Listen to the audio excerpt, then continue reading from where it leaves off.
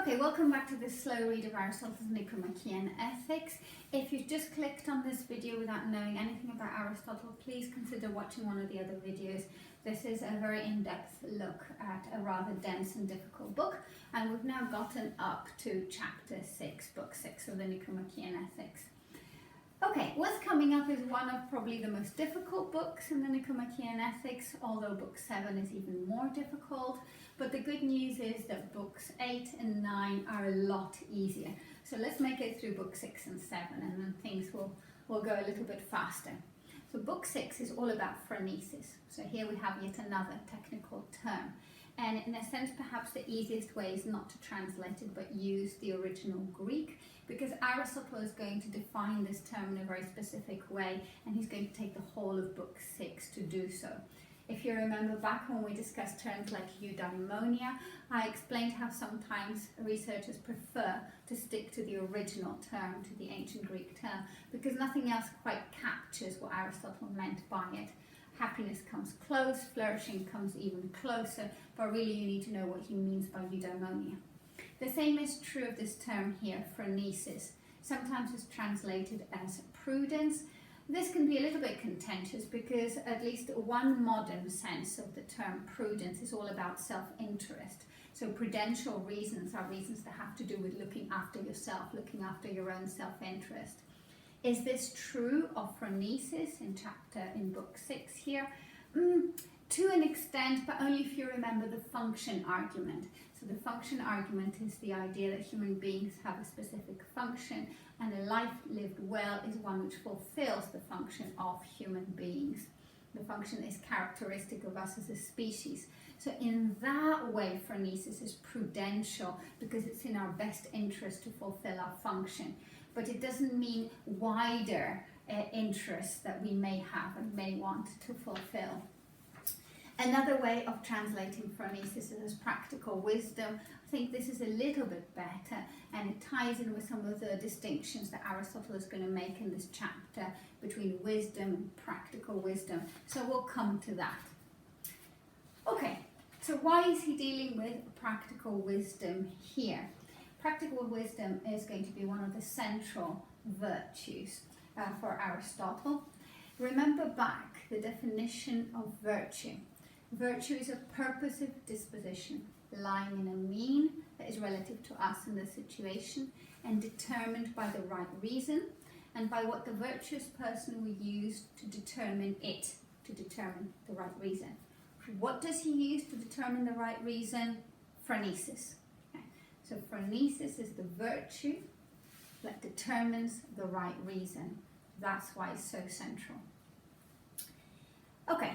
He's already told us that the soul has two parts, the rational and the irrational, and now he goes on to draw another distinction.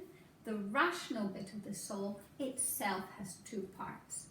That which contemplates first principles like scientific truths, and that which contemplates things which are variable. Remember, Aristotle is telling us always that there are some things that are complex and different and change with each situation. There's a part of the soul that calculates these kinds of variable and changeable sorts of things that are related to how the world is. And there are three things within the soul that control action. We have sensations, how things feel. We have intellect, reasoning, and then we have the appetitive part, desires, emotions. If choice is to be good, and you remember that choice is central in Aristotle, he spent such a long time explaining what it is to choose something, to choose it for its own sake, to choose it knowingly. So if choice is going to be good, if it's going to be the right kind of choice, then reason, the intellectual part of the soul, and desire, the appetitive part of the soul, must work together. They must both aim for the same kind of thing. So when it comes to the contemplative part of the soul, this only has to do with abstract truths and falsehoods that don't require any input from desire. You can believe first principles without having any input from your desires at all. But when it comes to practical exercise of reason, then desire has to go hand in hand with reason. Remember I told you that the philosophers have a lot of different ideas of the relationship between reason and desire. For example, for Plato, reason had to be the master of these unruly desires and place them in harness and tell them where to go. We have a completely different idea here, a completely different relationship between reason and desire. Properly cultivated desires go hand in hand with reason and help in the exercise of reason. And this is captured in a very important sentence here right at the beginning of Book VI. The idea that choice is understood as involving a moral state which is described equally as appetitive intellect or intellectual appetition. This is a little bit difficult to understand, partly because a lot of us come to philosophy with an understanding of a difference between beliefs and desires that goes back to Hume. It kind of influences us almost subconsciously because Hume has been so important in creating this distinction.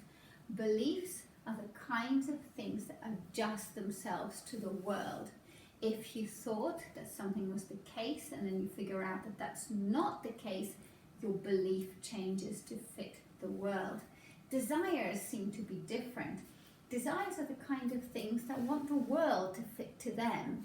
If you desire something, you want the world to come to meet and fulfill your desire. So philosophically, these two concepts are treated completely differently. That's not the case for Aristotle at all. Aristotle sees them almost as an amalgam. It isn't two separate things working together, it's one thing seen from different aspects. That is why it is both intellectual appetition and appetitive intellect. It is the same thing together, and this is what is involved in making a choice, both reason and desire together. Now, he's going to start with some big distinctions, all of which have to do with ways of finding the truth, but there are differences between them. Art, science, practical wisdom, the one that this chapter is about, wisdom, which is a different thing, and intuition.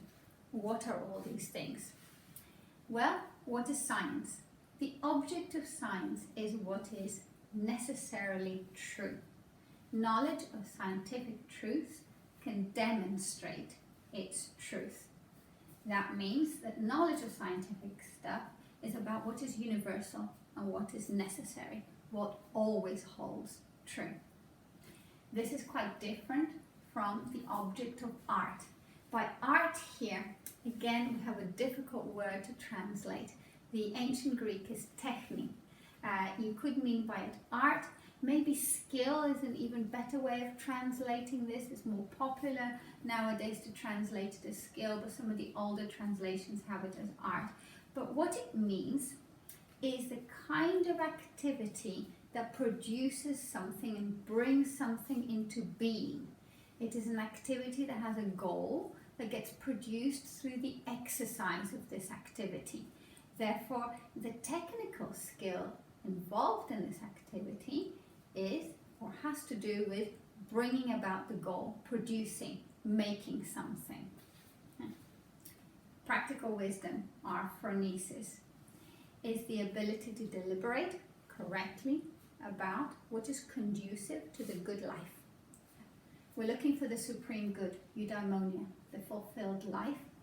And practical wisdom is the ability to think correctly about the kinds of things that will make your life flourish. So it is a kind of state that's connected to reason, but it is capable of action. Remember, the good life is one of action. It isn't one of intellectual and detached contemplation, but it is one of action, concerned with things that are good and bad for man.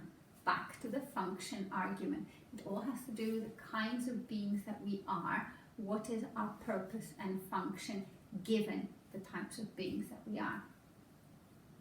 So, phronesis is a virtue, and it is a virtue of practical reason, the exercise of practical reason. Another distinction here is intelligence. This is the apprehension of pure principles. And yet another one is wisdom. Now this time wisdom, not practical wisdom. because wisdom is not wise in regard to a particular thing, but wise without qualification. So the highest form of knowledge is to know first principles, but also what follows from them. This is wisdom. But practical wisdom studies particular goods situated in the world, variables, goods that are related to the function of the species and what it means for that species to live a eudaimon life, a fulfilled life. So practical wisdom concerns itself with goods that are related to the function of the species and which involve choice. Remember always the subject of deliberation is choice, the things that we have control over, or we can go in one direction or another. So practical wisdom is the ability to make these kinds of choices. Okay, we have a first understanding of what practical wisdom is, as it has been explained in contrast to other types of knowing. And the sphere of practical wisdom is the political arena. Again, remember, one of the really big themes in Aristotle is the idea that we are political animals in the sense that we are part of a community, that we live with other people, and socialization, shared decision making, all of us contributing to the good is part of what we are like as a species. So political science is the highest expression of practical wisdom. The application of practical wisdom to questions how the community should live together is its highest form. Other subsidiary forms are, for example, household management. There you have the exercise of practical wisdom with respect to how to live within a family and how to bring your household to a fulfilling and good life. When it comes to practical wisdom directly in this state, there are two aspects of its application of this kind of reasoning. One has to do with legislation, the laws that govern people's behavior within this community, and the other one has to deal with practical circumstances, how to deliberate about practical things that are going to be always varied and complex.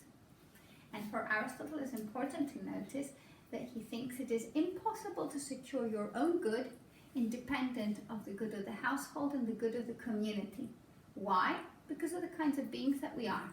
In the same way that it is impossible for a horse to secure its own good in solitary confinement because it is a herd animal and it has to be with other horses, then for us, we can only secure our own good when we're part of a household which functions well and a community which flourishes. Then he moves on to some more distinctions, different ways of deliberating. He has good deliberation, evoulia, the ability to deliberate well. This is not quite knowledge, but it's in fact the application of reasoning to arrive at a correct result. So you can calculate towards bad ends, but good deliberation always aims at the good. What are the means that are going to allow you to achieve the good? Now, the ability to estimate the right object at the right time, towards the right person, all the things that are important to the doctrine of the mean, all the things that you need to get correct if you are to hit the target of the mean rather than err with the excess or the vice of deficiency, then all these things are a matter of practical know-how, a skilled exercise of reasoning in relation to matters that are practical in the world. And all of this is the mark of practical wisdom. So practical wisdom is the kind of thing that determines appropriateness within a particular context. Okay, judgment is a type of reasoning that has to do with what is equitable, so it's related to justice and distributive justice. And all these things tend to coalesce together. Now, some of these things you may have a natural propensity towards. For example, naturally somebody may be more able to judge what is equitable or have better understanding or better intuition. But practical wisdom is not the kind of thing that comes from nature. It is compatible with nature, and it is possible because of our nature to acquire practical wisdom, but in order to acquire it, we need to exercise it. Again, he's told us all these things already. So what is the point of these intellectual virtues, one of which is practical wisdom? Well, practical wisdom is related to the good, people say, but knowing what is good doesn't necessarily make it possible for us to do what is good. So, and it's also useless as a virtue to those who are good already or to those who are vicious. These are the kinds of objections or criticisms or thoughts, problematic thoughts people have about practical wisdom. In response, Aristotle says that his conception of practical wisdom is as a virtue, the same way that wisdom is a virtue, because they are desirable in themselves. They are the kinds of things that we want for their own sake, but which they also produce good results. But our valuing them is not because of what they produce, it's because of what they are. We value them for their own sake. They do produce good results. Wisdom produces happiness, and the fulfillment of the function of man requires practical wisdom. That's the only way we achieve the aim that we have determined. So practical wisdom is a way of determining the means to an end, but it is also valuable in and of itself as a virtue. Now, there's one more distinction here that's quite interesting. This is the distinction between cleverness and practical wisdom. Cleverness is kind of the ability to figure out how to get what you want, how to arrive at your ends, but it is not necessarily oriented towards the good. So you could imagine a thief who's very clever. He applies his reasoning to becoming a really, really good thief. He steals a lot of money, he does it very effectively, very efficiently.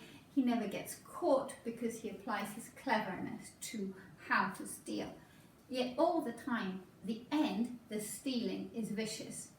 That means he's not practically wise, because practical wisdom is the application of how to think well towards the right kind of goal. So anybody who is courageous in the process of thieving isn't courageous as a virtue.